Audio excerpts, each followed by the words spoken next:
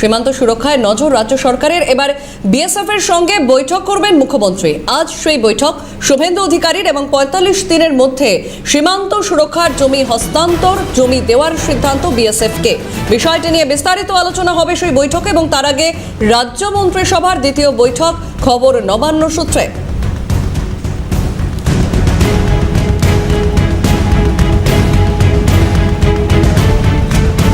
আজ বৈঠক শুভেন্দু অধিকারীর এবং বিএসএফকে জমি হস্তান্তরের বিষয়টি নিয়ে আজ বৈঠক রয়েছে শুভেন্দু অধিকারীর। সীমান্ত সুরক্ষায় নজর রাজ্য সরকারের। বিএসএফ এর সঙ্গে বৈঠক করবেন মুখ্যমন্ত্রী শুভেন্দু অধিকারী।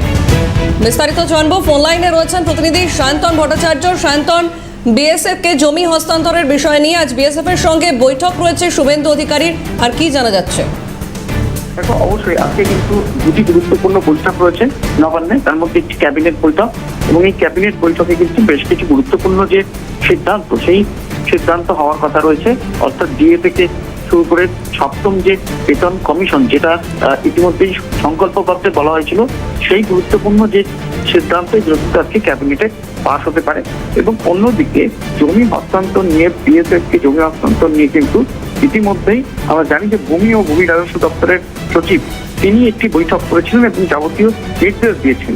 আজকে বিএসএফ এর সঙ্গে একটি বৈঠকে কিন্তু মুখ্যমন্ত্রী নিজে উপস্থিত থাকার কথা, এবং সেই বৈঠকেই তার জন্য তিনি তদারক করবেন যে কত পরিমাণ জমি লাগছে এবং সেই জমি হস্তান্তরের কাজ কতটা এগোলো, এবং বিএসএফ এর বক্তব্য কি এই মুহূর্তে তারা কি চাইছে, সবটা কিন্তু আলোচনা হওয়ার কথা রয়েছে।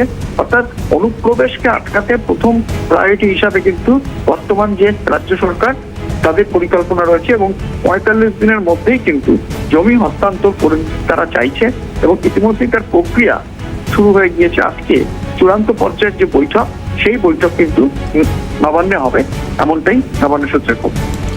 সায়ন্তন, কখন এই বৈঠক শুরু হতে পারে এ বিষয়ে কোনো খবর? দেখো, দুপুর ১টার সময় এই বৈঠক রয়েছে। ১টার সময় এই বৈঠক হওয়ার কথা রয়েছে বিএসএফ কর্তাদের সঙ্গে, এবং মুখ্যমন্ত্রী সেই বৈঠকে থাকবেন, এমনটাই জানা যাচ্ছে। বেশ, ধন্যবাদ সায়ন্তন। ফোন লাইনে ছিলেন আমাদের প্রতিনিধি সায়ন্তন ভট্টাচার্য।